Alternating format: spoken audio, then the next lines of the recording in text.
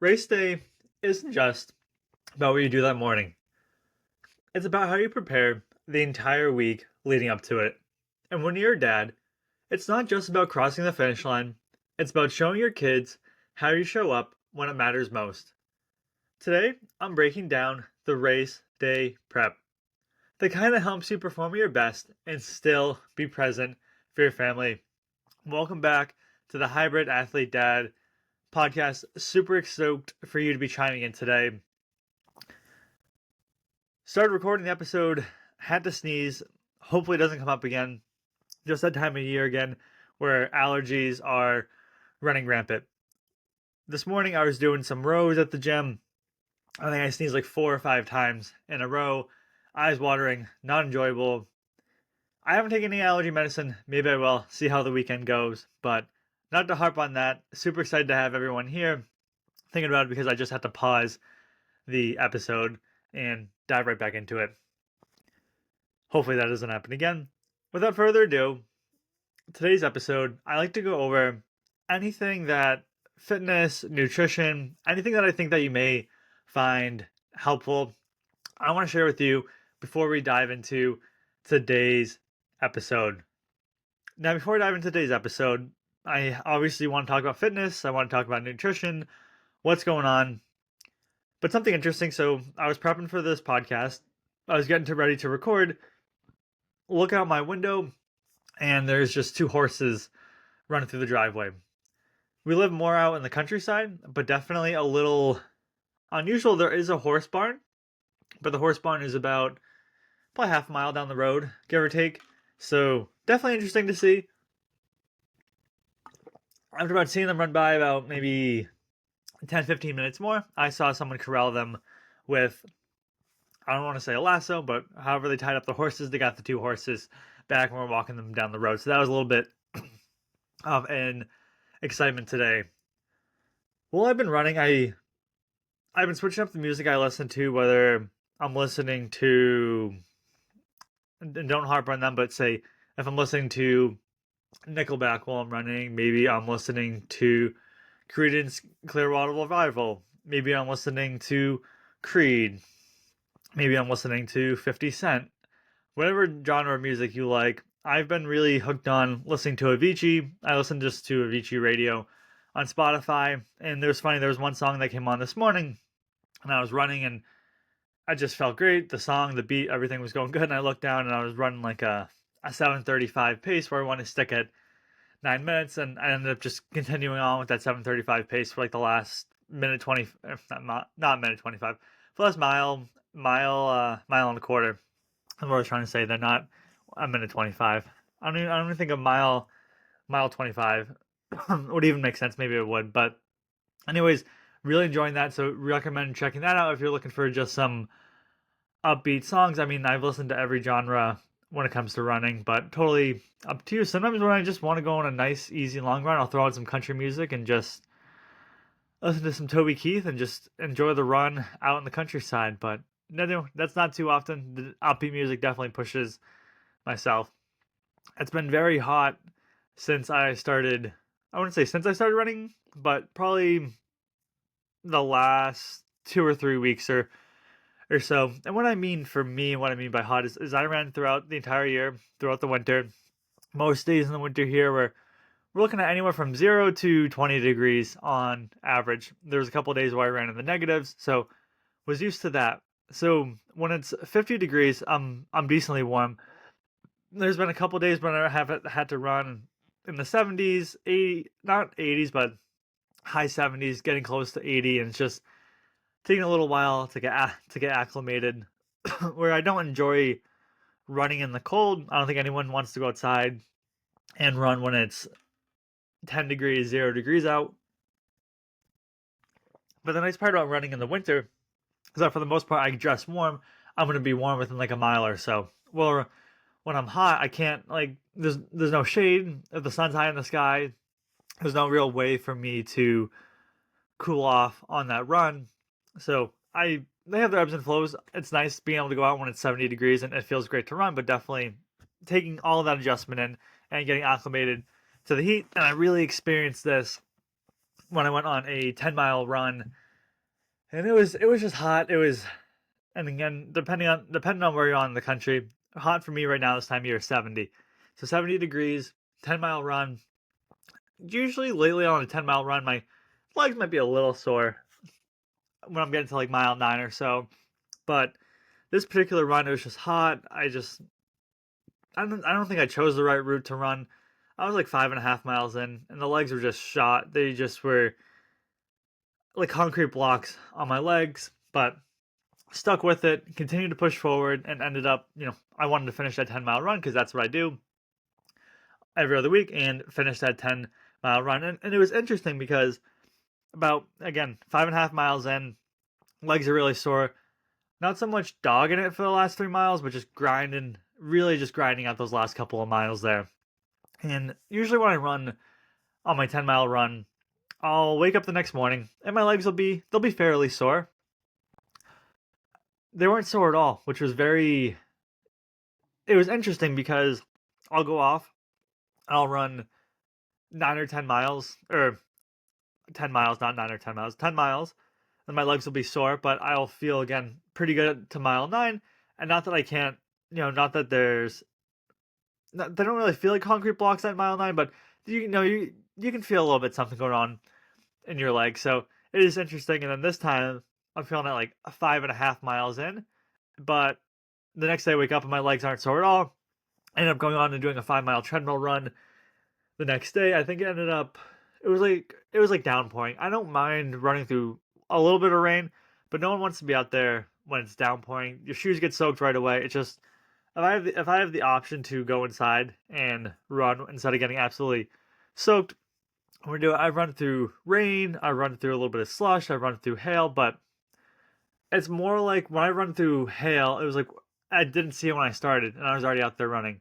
When I could see the torrential downpour coming when I wanted to go on this run, so I ended up just going to the gym, and running on the treadmill, but no pain in the leg. So that was definitely a little interesting to say the least. So this past week, our daughter's been sick. Not so much with the stomach bug per se, but something's going on where she threw up. Not to get too grotesque or anything, but had some diarrhea, like 3 or 4 diapers worth of diarrhea. So we were thinking that maybe something's going wrong with her. So about a week, let's say a week or 10 days prior, our daughter woke up in the middle of the night and she ended up throwing up her entire meal that she had had for dinner, and then was fine. So now we're looking at a week out, 10 days out. On Saturday, she ended up throwing up. I want to say what she had for breakfast, and then again, rest of the day was perfectly fine. And then on Monday, to take her to daycare, she ended up throwing up again in the morning and just looked a little pale. So we're not sure if it's a stomach bug, if it's a, say, excuse me, say an allergic reaction to something, or who knows what's going on. I'm not a doctor. I'm just guessing. These are wild guesses that I have. But all that said, didn't want to send her to daycare on Monday, and then Tuesday wanted to make sure that she was fully rested up before we sent her back to daycare on Wednesday. So what that meant is usually my runs are in the morning. So I run in the morning, and then that way I make sure I'm home. I don't have to run later in the day for my daughter. Definitely had to make some adjustments this week. Made it a little, obviously throws a little wrench into it. So the way that I have to structure my running this week is usually I would go 5, 6, 5. So Monday 5, Wednesday 6, or Tuesday 6, Wednesday 5, Thursday 2, Friday 7, Saturday 5. So that's how I set it up today. What ended up happening was, because she was home in the morning, that was the time that I was gonna be working, and then I would switch off with my wife, and then she would watch her, or I would watch her, and then she would watch her, and we would go back and forth. So now our daughter's home, so I just tried to sneak in some miles where I could, and then just had to readjust my schedule. So the way that really looked like for me was I ran 3 miles on Monday, 3 miles on Tuesday, and I had to switch up when I was running. So on Monday, I was running in the afternoon, so not used to that too much. It was very hot, which is obviously why I talked about getting acclimated to the heat. On Tuesday, the time that made sense for me to run was going to be on my lunch break. So ran in the middle of the day, and that was also very hot. That was when it was 80 or 77, 78, 79 degrees, give or take a little bit there. Definitely very hot. So now I'm a little bit behind. The goal every week right now, 30 miles a week.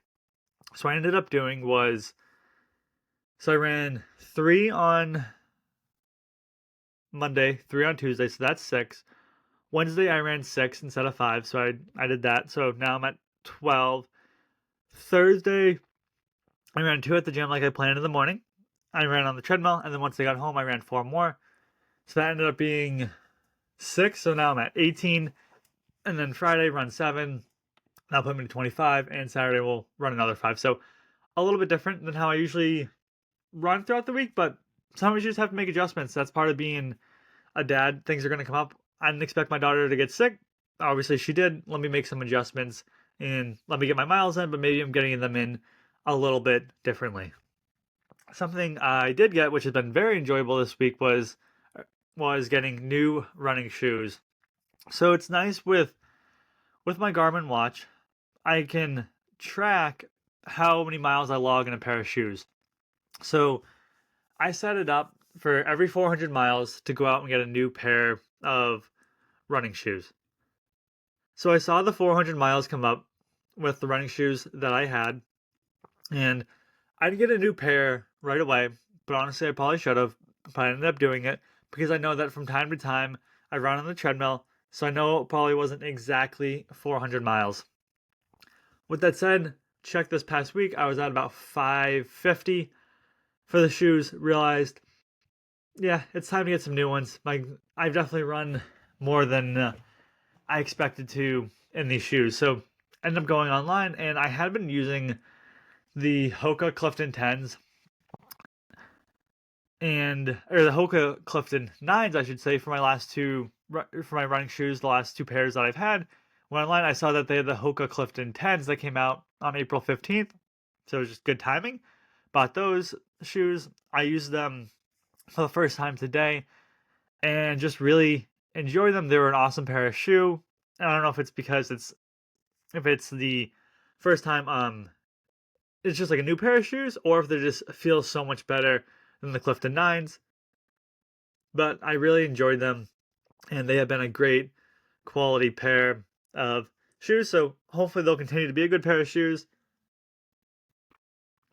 Definitely gave me a little extra pep in my step when I was out running today. So I highly recommend tracking how many miles you log in your shoes, whether that's just on your phone, whether that's on a note section on your phone, whether it's like through the Garmin app. It is nice because I realized when I wear my shoes, I start to notice certain things like my legs become more tired, like specifically like my calves and my ankles. When I buy a new pair of shoes, it's like all those problems start, disappear.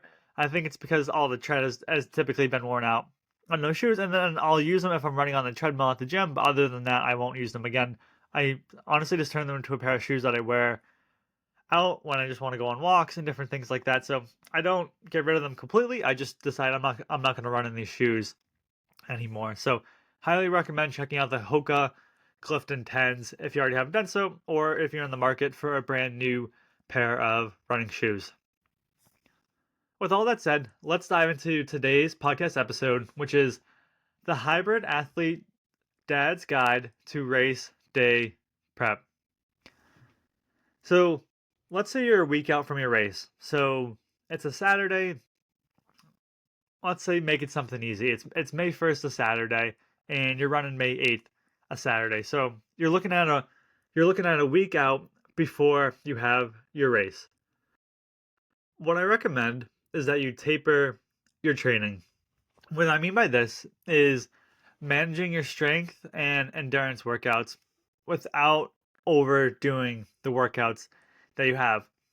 So what this might look for me is maybe I'm doing squats in the gym. Maybe I just switch and I do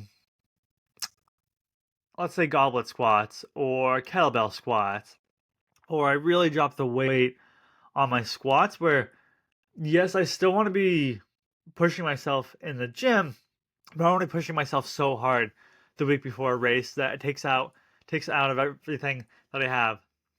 Sometimes what I'll do is instead of using free weights, I'll use more machines. And if I have a race on Saturday, I'll typically work out Monday, Tuesday, Wednesday, Thursday.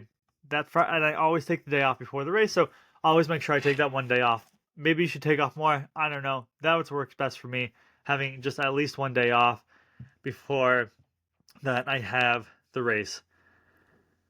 When it comes to running, so like let's say I was on a typical schedule, we're running 5, 6, 5, throw in 2. So I would take Friday off. So I'm obviously not going to do a long run before Friday because usually right now if I'm running a half marathon, that's going to be my long run.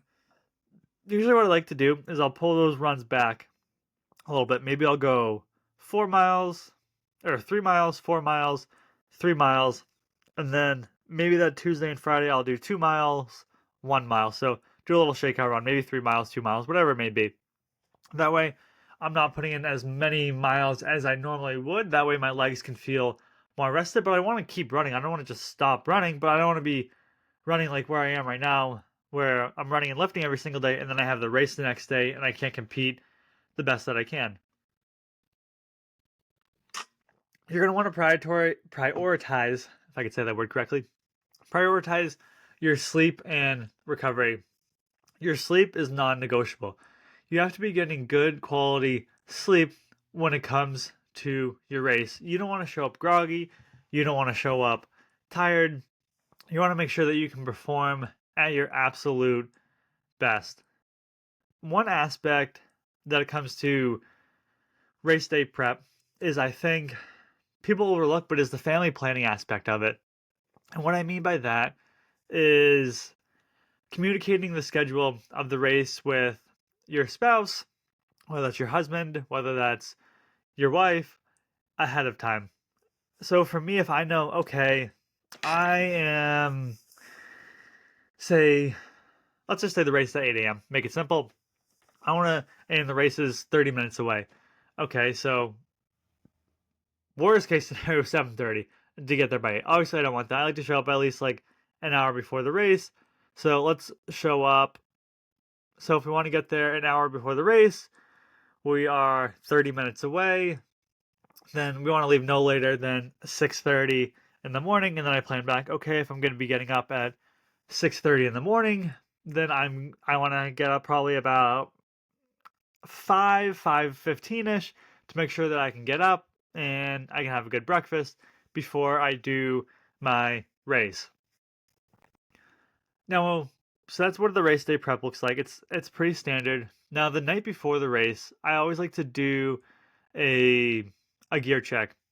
So I like to lay out my shoes, I want to lay out my socks, I lay out my bib, I will lay out my nutrition that I have, whether that's gels, whether that's, say, a Go Bar from Bear Performance Nutrition, whether that's the electrolytes that I'm going to be taking maybe before the race and during the race. So I make sure that I have everything laid out the night before the race. The last thing you want is to be stressing the morning of the race, wondering where everything is. I just put it in a spot that I make sure that I can find it. Now, when it comes to hydration, the morning, obviously you want to, that should be without saying, but you should be hydrating the week of the race, getting in enough water, enough electrolytes. I don't know your height, I don't know your weight. I honestly don't even know how much I should be getting in. I should probably learn that, to be honest. But when it comes to the hydration aspect of it, I always have a scoop of G1M Sport in the morning, and I drink that about an hour before I race in a bottle. And then during the race, I'll typically have another bottle that has about 1 to 2 scoops of electrolytes, depending on how long the race is, depending on how far the race is. For my choice of electrolytes, I like using the ones from Bear Performance Nutrition. So I want to make sure that I'm hydrated. I bought these like salt tab chewables, electrolyte chewables. Not exactly sure what they are. Salt sticks, maybe. I'm butchering the name. I can picture them in my mind, but They come in like a little pill bottle, but I haven't taken those yet. But that might be something that you want to consider if you don't want to drink something. I can see the reviews on Amazon. There's tons of reviews for it, but I haven't taken them. But I would recommend looking into them if you don't want to drink something through your race. Have a bottle in your hand and just want to pick up the aid stations. Now, when it comes to the dinner aspect of it, so I always like to make sure I have a carb-heavy meal 2 nights before and then the night before the race. So I have 2 meals worth of carbs. I have all these carbs built up. It's been interesting to me because usually I'll have pasta. Maybe one night, maybe I'll have penne. The other night, I'll have bread with it. And just, again, I just want to load up on the carbs. I have noticed that on some Friday nights, when I have dinner, I end up getting like takeout pizza and I run my best the next morning. So I don't know if I should be trying that. I don't know if it's the best, but I do know that I feel great. And it's interesting because you don't think like pizza is going to make you feel great the next morning, but I feel great. I mean, it tastes great. And then when I'm running the next morning, I feel like I have all this energy.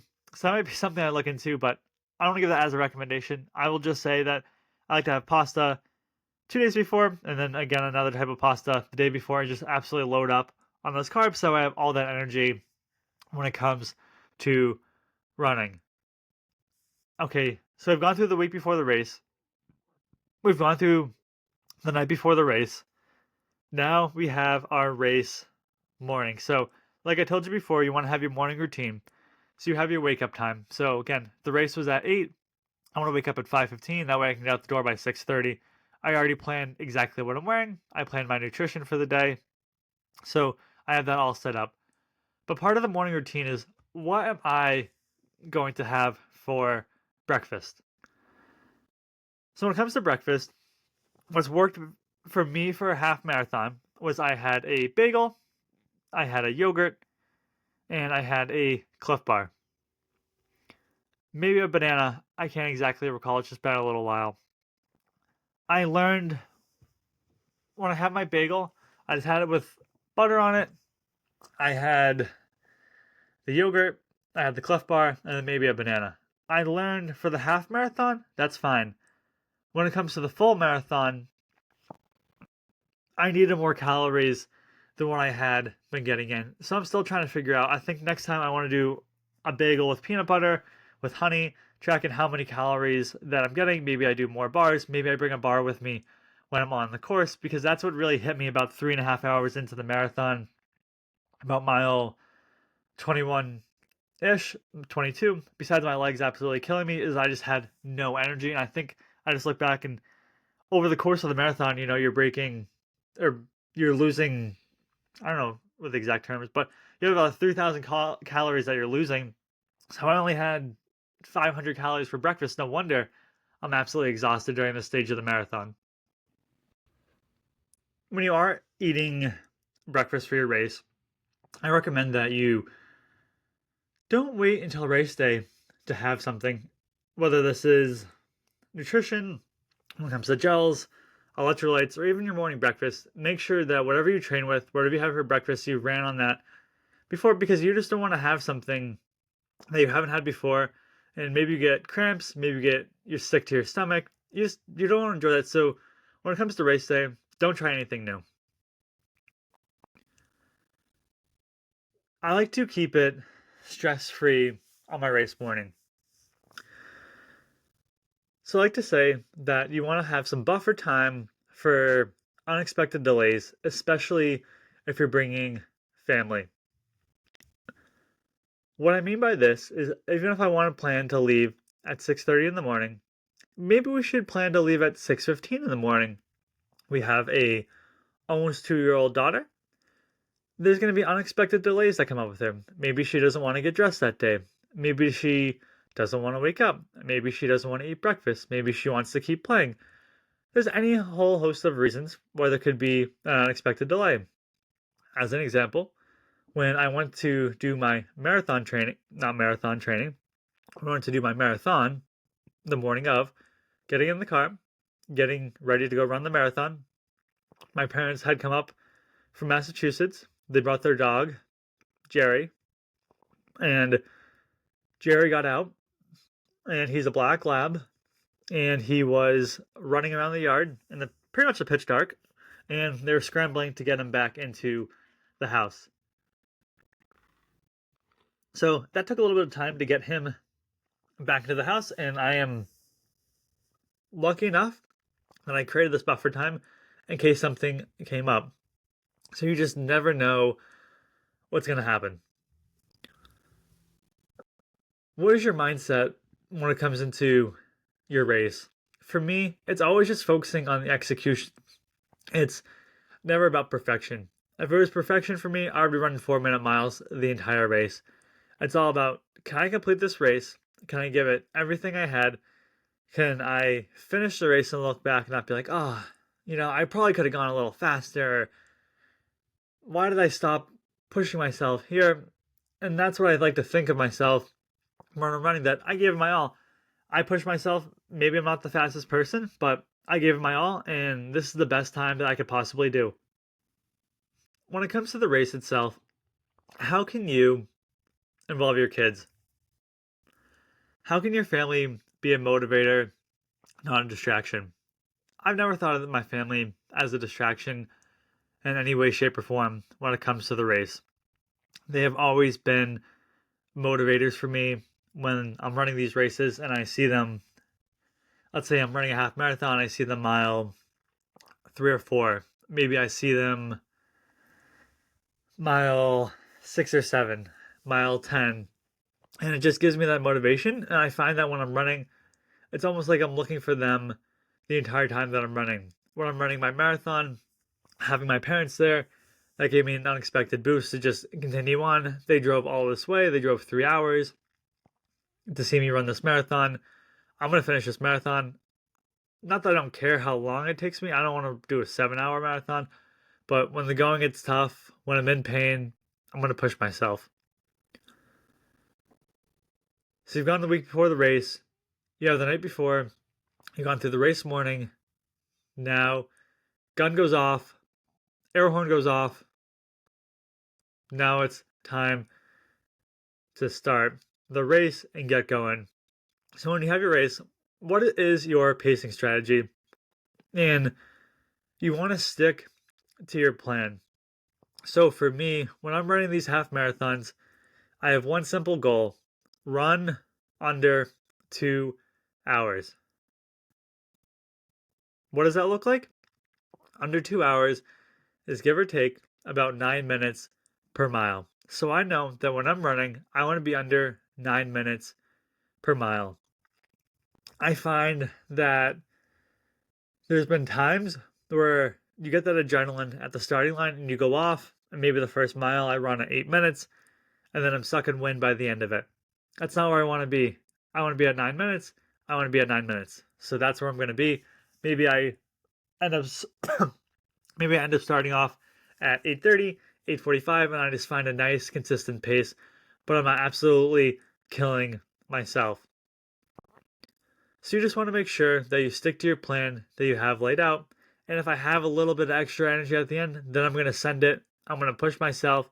But especially in these longer races, when I'm running my first half marathon, my second half marathon, being like, okay, like, if you haven't run this far, like, if I'm at mile 8 or 9, I want to make sure that I have enough energy to finish this race strong and not just be dying across the finish line. So just this goes back to sticking to your plan.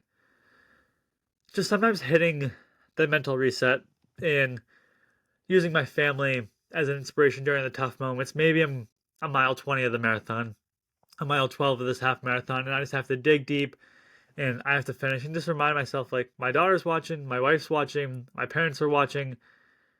They don't care how fast I go. They don't care how long it takes. They're just happy to be there. They're happy that I'm doing that, and just reminding myself and just be like, they're here. I'm going to finish this race. I don't care what it takes. Unless I'm running and I get hit by a bus and I can't get myself back up off the ground, I want to make sure that I finish this race. Our podcaster, the podcast is The Hybrid Athlete's Dad Guide to Race Day Prep, the episode title today. So obviously the dad's included in there. And this can be true whether you're a mother, whether you're a father, But make sure that you involve your kids. I love just having my daughter be there, just having her be that motivation, seeing her clap. And it was funny the other day. I told you that she was sick, or kind of sick, not really, but who knows what's exactly going on with her? Because she would throw up, and then she'd be fine a little bit later. So one of the days that she was off, I was just walking through the yard with her, and we live on the road where our local high school is. So maybe about once a week, every so often, maybe twice a week, depending on the week, we see the cross country team running up the road, and she's just cheering for them and clapping her hands and say, "Go, go, go." So just knowing that like she's that motivator there, whether it's myself, whether it's someone else, but it is funny to see. But just make sure that you involve your kids. I think at some point when I'm running one of these races, I just want to pick her up out of the stands and just finish the race with her so that way she can be there across the finish line as well.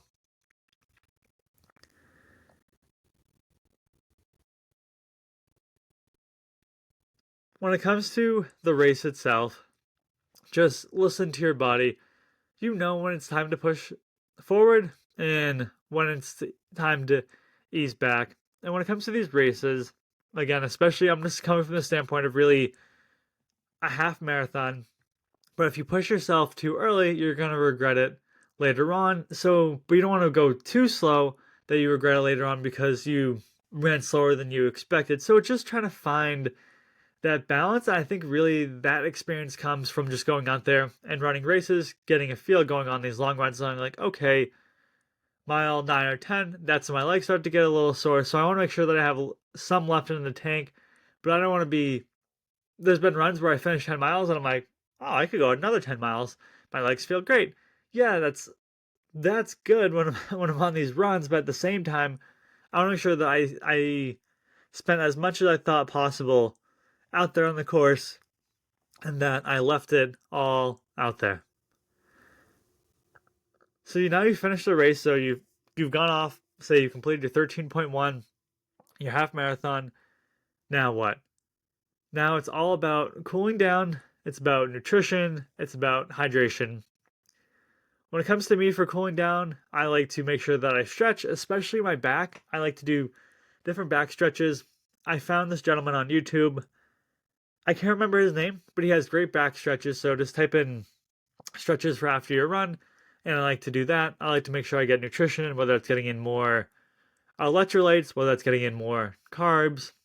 I guess I could go back to hydration, and then when it comes to the nutrition aspect as well, making sure I'm getting in the carbs, making sure that I'm just feeding myself all the calories that I lost.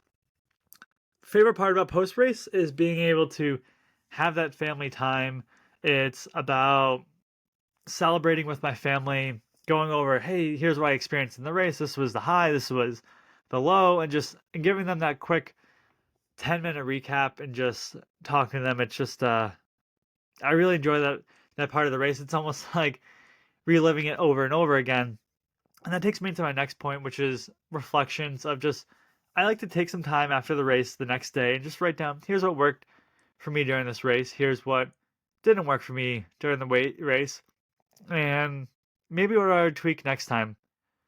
And then I just like to take that into my consideration before I run my next race, which is why I like to run a race in the summer months, in the more towards the end of the spring and fall, about 1 to 2 races a month. So that way I don't have a race and then I'm doing another race, and then I have a race and then I'm doing another race. So that way I can take some time to pause and reflect on everything that's going on.